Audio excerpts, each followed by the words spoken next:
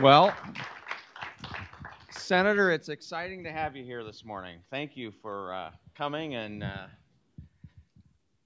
visiting with this distinguished audience of FinTech leaders. We really appreciate you coming. Let's get right to it. You've been a little busy in Washington these days. You've had, I don't know, COVID, Afghanistan, infrastructure bills, presidential nominees that you've been wandering through. Where to start is the biggest question. Let's start with COVID response. Tell us your assessment of how it's gone so far and what might be coming. Well, I think it's fair to say that the public health effort has been far less than we might have hoped. The information that was obtained early on from the CDC, I spoke with Dr. Fauci several times and said, how come we can't find out which age groups are getting, this is the very beginning, are having most impact, who are the people that are in the hospital, how many are on ventilators, and so forth. Why is that information not coming forward? And he said, well, believe it or not, this information is collected from county health commissions, goes to the states send it to us. Oftentimes this is collected on paper. This is paper and pencil. And it's like, really? In this day and age, in this country, that information is coming in that manner? And it's not a lot better today?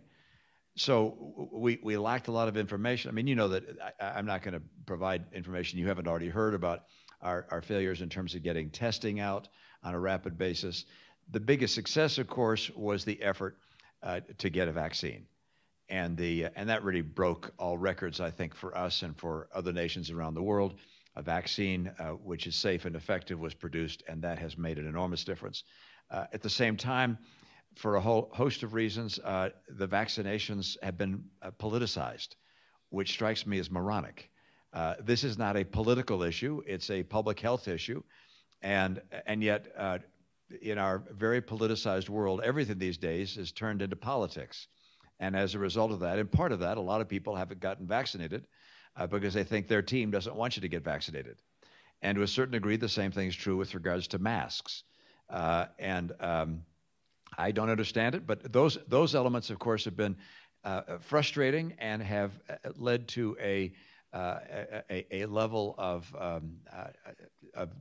epidemic which would not have been necessary had people not politicized those issues. On the other hand, the economic front, the economic response has been pretty effective and not perfect by any means. But the Fed kept interest rates low, which kept our markets operating, and of course bought a lot of mortgage-backed securities and other securities to keep the financial system going. Congress moved uncharacteristically quickly and put in place a series of programs which in many respects were helpful, provided funding to people who needed funding, helped keep business doors open. I want to congratulate those of you in the financial services sector here in Utah. The response of the financial services sector to the PPP program here was really, I think, among the best, if not the best in the entire country. Banks here moved very aggressively, called their customers and said, do you need a PPP loan? Got money to them so that these small enterprises, by and large, were able to keep employees on the payroll. It was really, really extraordinary for our state and kept us as a state from going into some of the dark times that other places suffered. And you've seen the information that actually the level of poverty in our country improved. I mean, things got better for people in the country over the last year, in part because of that. Now, this was a massive investment. It's the sort of thing I believe you should do as a nation in a period of crisis, in a pandemic, which is that's the time to borrow. When you shouldn't be borrowing trillions of dollars is when the economy is cooking along. And unfortunately, we keep on borrowing $1 trillion a year approximately. Even in the years leading up to the pandemic, we were borrowing $1 trillion a year, which makes no sense at all. But putting that aside, we'll come back to that, perhaps. Well, that actually was the next question. It's a little bit about this infrastructure bill that you hammered out. I mean, it was impressive. As I recall the narrative coming up to it, the numbers were all over the place, and then you led a group of bipartisan representatives to hammer out something we could all kind of agree on. Talk to us about that, what we should expect from it, and maybe give us a little of the behind the scenes of how that happened. Well, it actually began with a dinner in November because we were concerned with the fact that there had not been a COVID relief plan at the end of last year. The White House was insisting on a big number. Mitch McConnell said no more than $500 billion. Nancy Pelosi said $2.2 trillion. And there had been no movement. Over the whole summer and fall and winter, there was no movement. And there were a group of us, 8 of us, that went to dinner at Lisa Murkowski's house. And by the way, we do that. Republicans and Democrats like each other. We go to dinner at each other's homes. We have a good time with each other and tell jokes. And we were seated around her living room. We opened the windows to have ventilation. We wore masks. But we'd each ordered from a different place our menu. And so DoorDash brought our food to us. And so we sat and talked. And at one point, I think it was Dick Durbin, who is the #2 leader in the Senate for the Democrats. He said, I wonder if we could come up with some kind of a compromise. And I had actually that day just put together a $900 billion proposal and said, this is what I think would make sense. So I sort of laid it out to the group, and they started saying, no, you can't do that, and added more here and took some away. And we said, well, should we get back together and work on it? And over the next 5 or 6 weeks, we kept on working on trying to refine it. We came up with $908 billion, announced it, and Democrat and Republican leadership said, that looks pretty good. They changed it a lot. This number stayed around $900 billion, and it passed. So after the new president came into office, he announced this massive, he called it infrastructure bill, which was some infrastructure, but mostly not infrastructure. And it was about a $5 trillion proposal. And this little group of 8 of us, we said, I wonder if we could narrow down just the physical infrastructure and leave everything else to the powers that be and just focus on physical infrastructure. And so this group of 8, we added 2 more people, or they insisted on becoming part of our group. And what did they order? Yeah. Well, what's funny is that our group of 8 actually swelled to 20, and 10 Republicans, 10 Democrats, and we would meet, and we do meet every couple of weeks for lunch, and we said, what should we look at? One thing we said we'd look at was the minimum wage, and we formed a subcommittee, myself and Kirsten Sinema of Arizona, to look at the minimum wage. We came up with a proposal for $11 an hour minimum wage hike. And proposed that. And then we said, well, why don't we do something on infrastructure? And the subcommittee on that was 10 people. So it was the original 8 plus 2 more. And we met 50 times over the ensuing 2 months. 50 times. I only know that because I was asked by a member of the media, would you tell us what the process was? And I asked my assistant to go back and look at the schedule and look. There were 50 meetings. Where we negotiated piece by piece, and there were several times when we hit a wall, when it's like, okay, we really can't get there. And by the way, it was typically on how we're going to pay for it, where we hit the wall. It's easy to spend money. Figuring out how you're going to pay for it without raising taxes or fees, that's the hard part. And at one point, I want to give credit where credit is due. We faced about a $150 billion gap, and we brought the White House in, 2 key people from the White House, Steve Ricchetti and Brian Deese came in from the White House and were negotiating with us. And they saw where we were, and they came back, and they had a couple of ideas. They said, we just sold some bandwidth, and we got $61 billion. It hasn't been spent yet. You could take that. And so we said, great. Well, and so they came up with 2 ideas that helped us bridge the gap.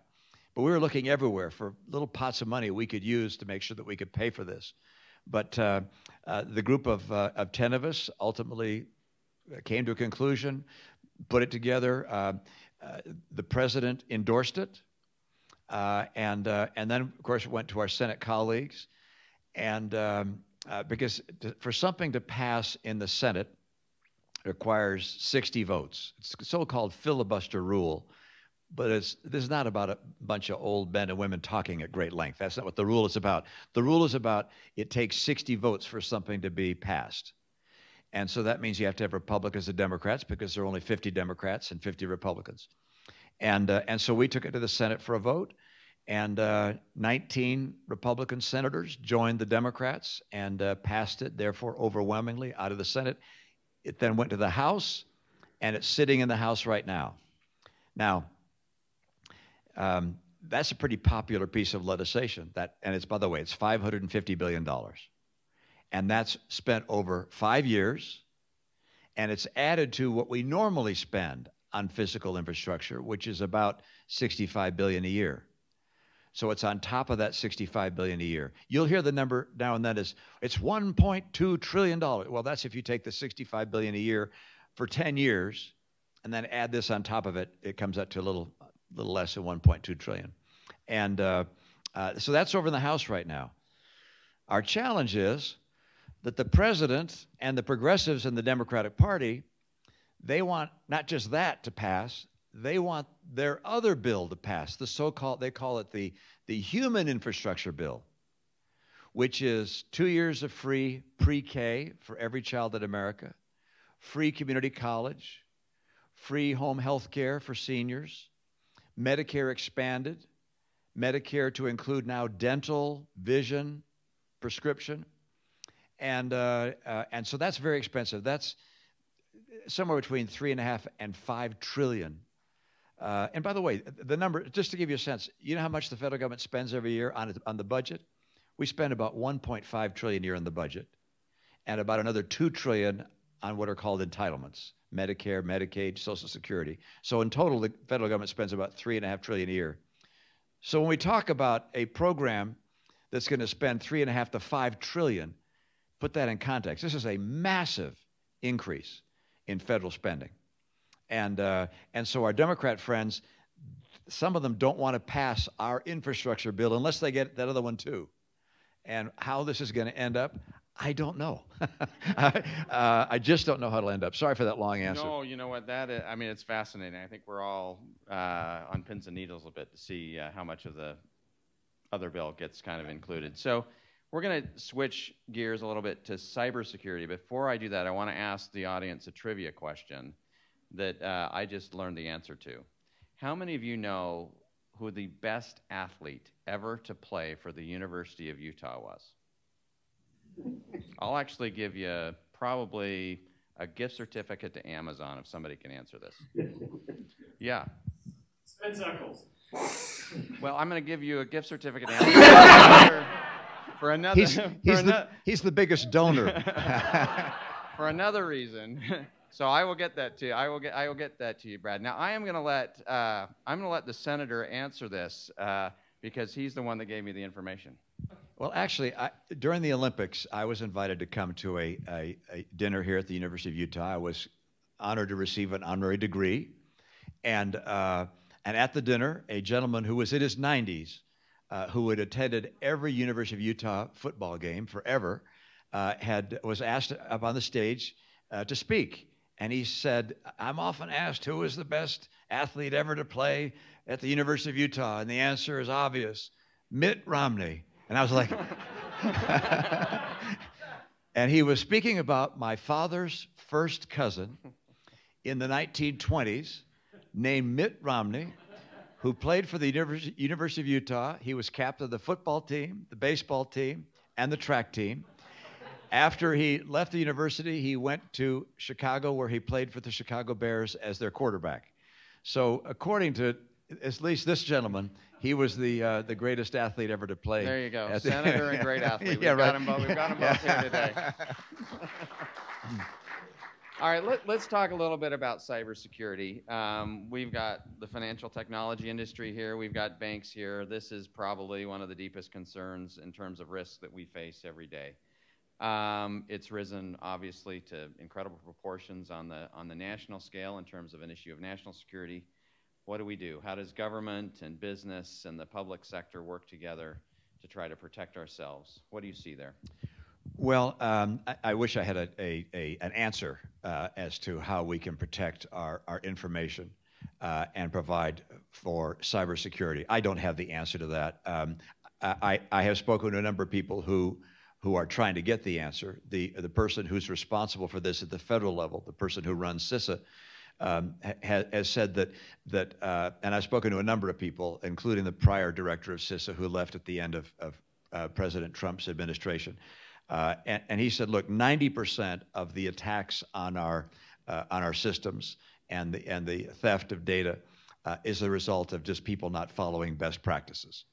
And he said, if enterprises will follow the best practices that are already out there, 90% of what you see occurring will not happen. The 10% is tougher. And the 10%, he said, is where we're focused. He said, we're trying to help people understand that they need to learn from one another, to apply the practices that are employed in other enterprises, to hire some of these firms that are expert in cybersecurity.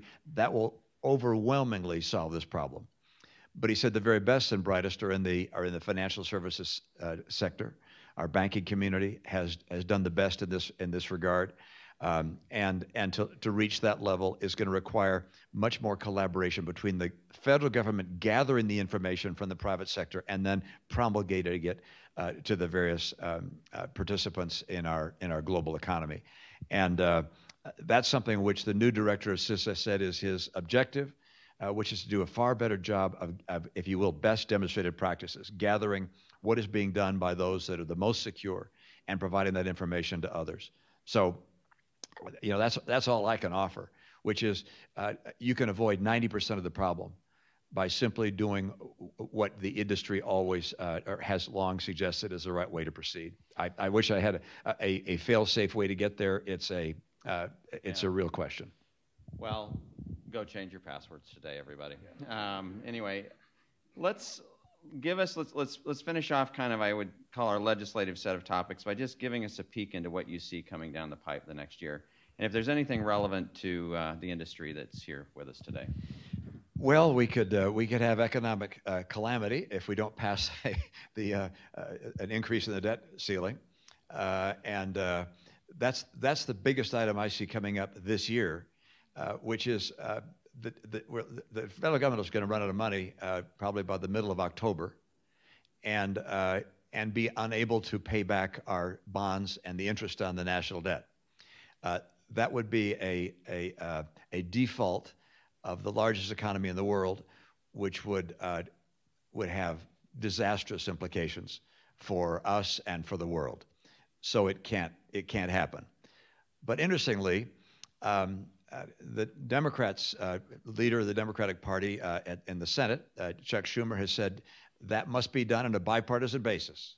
We must vote together to raise the debt ceiling. And the leader of the Republicans in the Senate, Mitch McConnell, has said the Democrats can do that all by themselves. You see, the debt ceiling can be raised in this circumstance by 50 Democrats. It takes not one Republican vote to raise the debt ceiling. And so he said, you're the guys spending the money. You spent all this $1.9 trillion in January. Now you want to spend $3.5 trillion on a human infrastructure plan. You're spending all the money, so you raise the debt ceiling. So we have the immovable object encountering the irresistible force, and how this is going to get resolved, I don't know. We simply cannot allow ourselves to have the debt. To have a default on the national debt. At the same time, we have the leaders of both who say they will not move. I will be speaking to the president today, actually. My guess is, at his request, my guess is he's going to be asking me to vote on this, and I'm going to say, why won't you get your own people to vote on it? And so, this is a real challenge. So that's a big one that's coming up. Of course, the human infrastructure that I've just described, this $3.5 trillion is another big one coming up.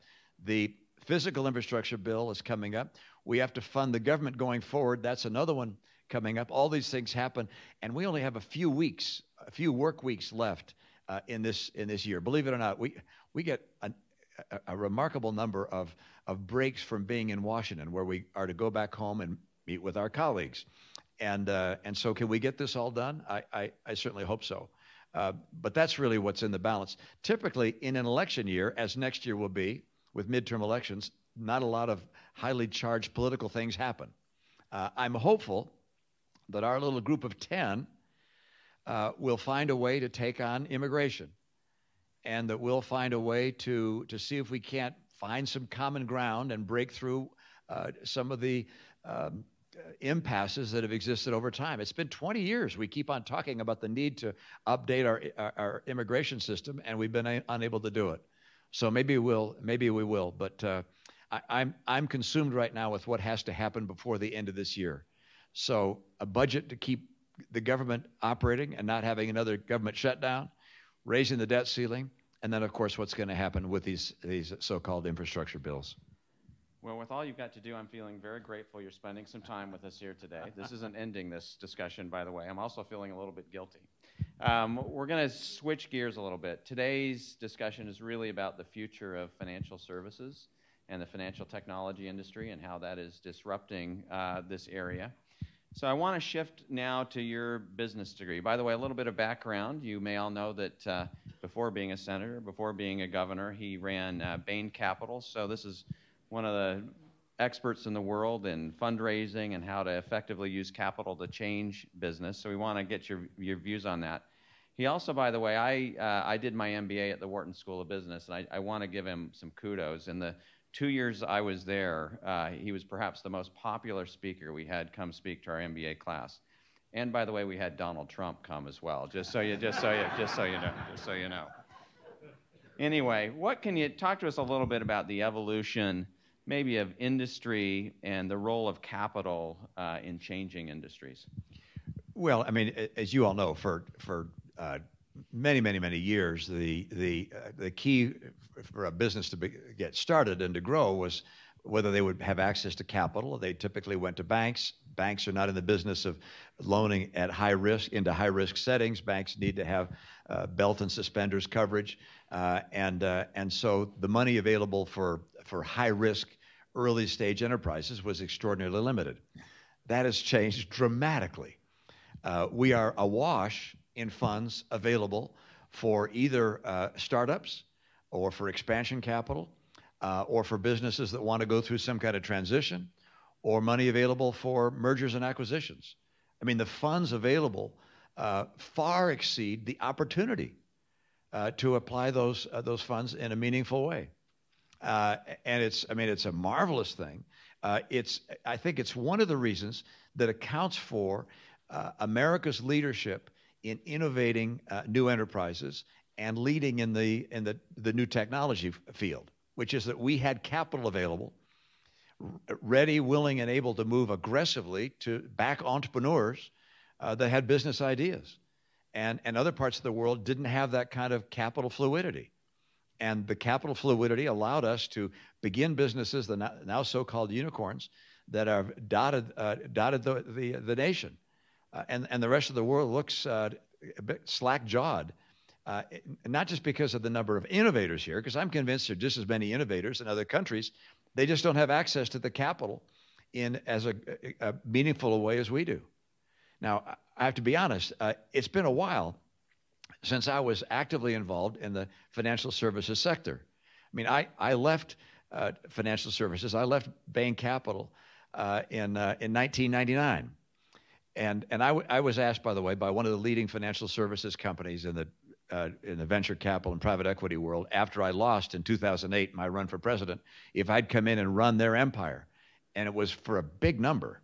And I said, I hope you realize that I left the business world before the internet was invented. All right? All right. So I'm probably not the right guy to tell you how to invest your money in the new world. It has changed that dramatically in the period of time that I left the financial services world. So I can't. I mean, SPACs, for instance. My son is in private equity. He and a couple of friends have put together a private equity firm, and they have a SPAC, and it's like, I don't understand what these things are. I can't figure them out, all right? They weren't around. They weren't around, what, 3-4 years ago? And now there are hundreds of these things. So we continue to innovate, and the innovation in America is not solely with new business ideas that need financing, but also in financial services. Our financial services sector is just as innovative as is our high-tech sector. And there is, as a result of that, there's a relationship between the two that one accelerates the other and vice versa. It's really a marvelous thing to see.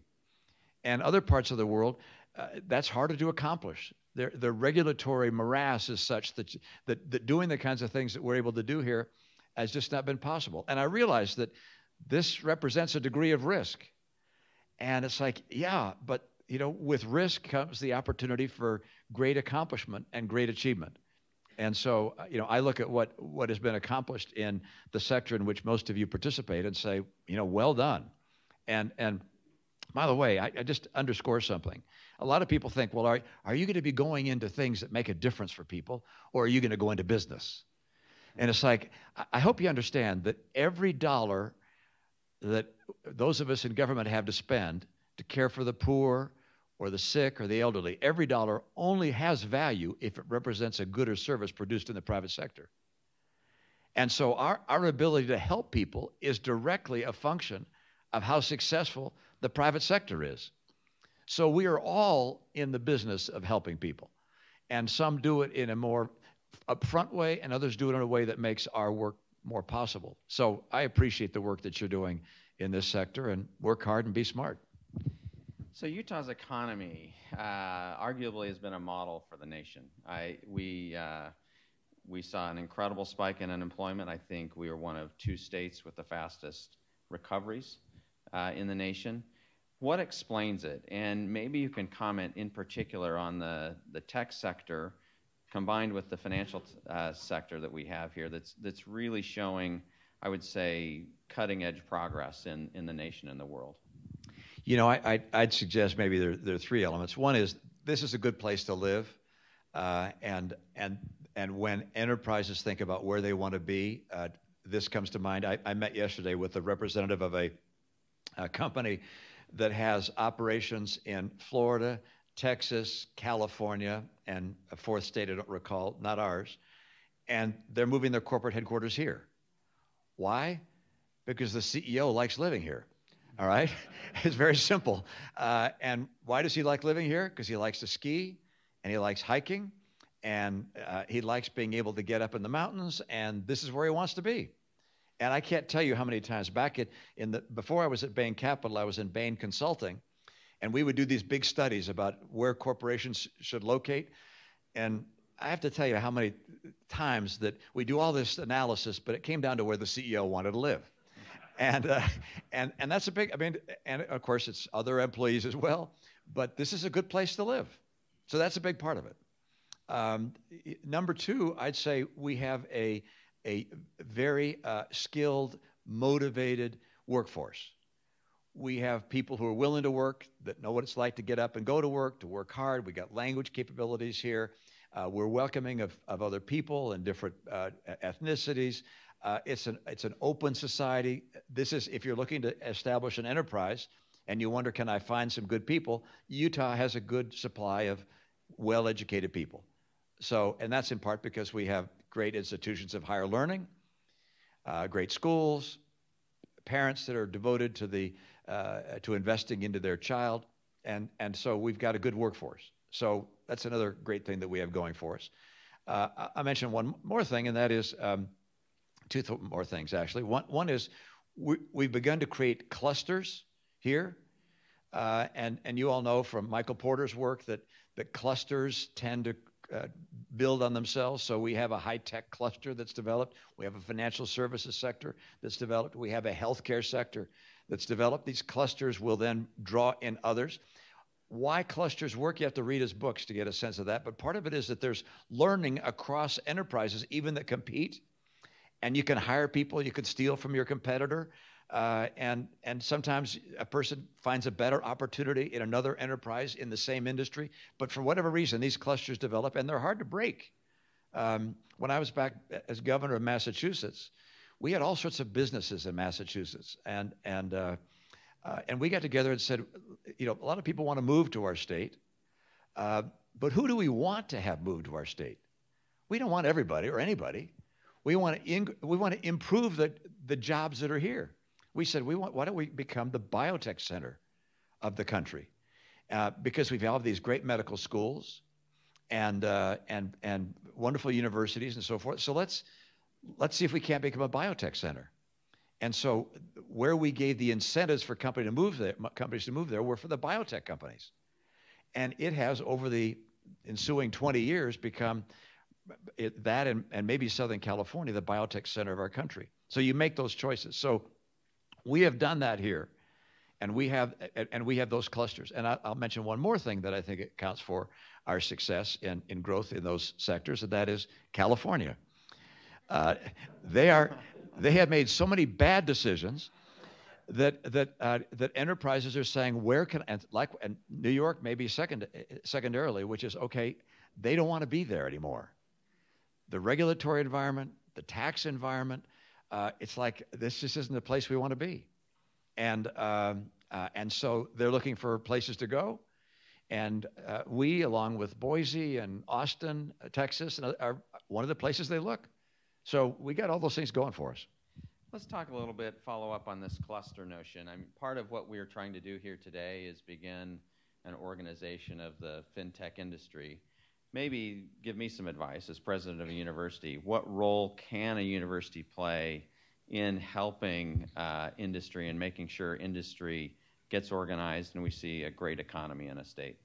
Well, that'll be your job, not mine. But as a convening enterprise, I think you play a key role, if not the key role. I mean, as the, if you will, the university of record in the state, in this sector, to bring people together and have them communicate with one another, I think is the key contribution you're able to make, because clusters exist if people come together. Silicon Slopes, for instance, has created, in some respects, a cluster amongst in the high-tech community and in financial services. You've got organizations here that do that to a degree. You're bringing people together to make sure there's communication across the clusters and to make sure that, as a state, we don't do things that mess things up. Because those of us that get elected to political office and make policy and write regulation and taxation have a big impact on whether this is a place to be or not. And we're not experts on everything. We're experts in very few things. I mean, there's legislation right now in Washington, for instance, that's going to have a big impact on the national economy. And having people come together to talk about those things, to make sure you can lobby your legislators in Utah to make sure they don't mess things up, and at the same time lobby Washington to make sure we don't mess things up, is, I think, a very important role. I'll just note, part of the president's $3.5 trillion human infrastructure plan are a number of tax changes. And some are pretty easy to understand. He's going to raise the top tax rate, going to raise the capital gains tax rate, is going to raise inheritance taxes pretty significantly. Those things will have impact. But one of the things they're also planning on doing is substantially, almost doubling taxes on foreign earnings of American companies. So companies like Boeing and others that sell products overseas are going to see a dramatically higher tax rate for things they sell overseas, not just paying local taxes in the country where they do business, but also U.S. taxes on top of that, which will make our businesses uncompetitive in foreign lands. That's not a smart thing to do. Politically, it's really interesting. We can just raise taxes on corporations in foreign countries. Who's against that? Not the rank and file. But it takes people who know what the implications are going to be to speak out. So I think convening people in the sector, communicating from one another, finding out what makes a difference, and then making sure political folks understand which things are painful and which are not is a critical role you can play. Thank you for that. We're coming to the end. We've got 3 minutes left. We had a question that actually came from our audience. I'm going to give you an option to either maybe make some closing remarks, but everyone wants to know what's going to happen with inflation. I know the answer to that. Yeah. So I'm going to give you the option. Feel free to make some closing remarks, because we appreciate having you here today. Or I think a few people would like your take on what's going to go on with inflation. Yeah. You know, I love what was it Yogi? No. What Milton Friedman said. Milton Friedman said, if you took all the economists in America and you laid them end to end, it would be a good thing. And my favorite Yogi Berra-ism, he said, I don't like forecasting, particularly if the future is involved. So what's going to happen to inflation? Anybody's guess. I don't know the answer to that. I mean, the factors that have led to what we're seeing. One is extremely low interest rates. I expect the Fed will raise interest rates at some point. Two is the Fed buying a lot of securities, mortgage-backed securities and the like, and they'll probably taper off from that as well. So that will potentially slow down some of the pressure. Number two is government sent out a lot of checks to people, and there weren't a lot of places to spend that money for many people. So there's a lot of pent-up cash and, of course, pent-up demand to spend, travel and so forth. So that's come in on stream. And then number three, something which I think we had not fully estimated, which is how badly our supply chain would be interrupted by virtue of COVID. I mean, it's still a mess, and it's going to take a long time to get it back to normal. I mean, just the number of ships, sitting offshore in Long Beach continues to be a big problem. Getting goods into this country, semiconductors. We can't get cars and trucks because we can't get semiconductors. And why don't we get semiconductors? Well, they come from Taiwan. Over half the semiconductors in the world come from Taiwan. So for those reasons, the supply interruption, the pent-up demand that's now being unleashed, the Fed's actions, and of course the fact that the federal government continues to spend and provide fiscal stimulus, all these things are encouraging inflation. Do I think it'll come down a bit? Yeah, my personal belief is it'll come down a bit. I can tell you this, that when I was in the private equity business, we saw dramatically different economic conditions from time to time, and we said, well, we invest through the cycle. We don't try and guess what's going to happen. We make sure that we apply the same rigorous standards, whether it's an easy time or a hard time, and we expect that we'll have better returns in some circumstances than others, but we'll have good returns no matter what if we apply those standards. So I've never tried to actually predict what's going to happen to the economy. Instead, said, okay, how do I make sure that I don't get caught up in the irrational exuberance and do things that end up looking foolish down the road? So I for some time, I was not in private equity, but I served as an advisor to my son's private equity firm, and my feeling was always, keep the brakes on. I mean, because they haven't gone through a downturn yet, and don't spend 12 times EBITDA in buying a business. I must admit, when I was in private equity, we spent 4 to 5. Our range was 4 to 6 times EBITDA. And those of you who are in the business laugh at that. I mean, today it's 10, 12, 14 times EBITDA. So I'm out of date. I hope it works. But I'll just close by saying I appreciate what you're doing. I'm delighted that we've got a growing cluster like this in our state, that we're successful as we are. I think that we have a number of things going for us, including the cluster that's here.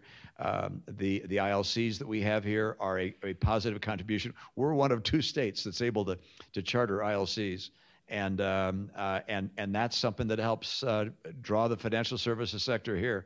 The other states don't like that. They try and they want to pull that away from us. They make up all sorts of stories like it's not regulated. Yeah, it is. It's regulated by the FDIC. But we got a number of things going for us, and I appreciate that, because what I recognize is not only will you create jobs, but by your innovation and aggressiveness, you will finance enterprises that will create even more jobs. And that's good for Utah and good for the country. With that, congratulations. Thank you. Good to be with you this morning. Senator, thank you very much. Senator Mitt Romney.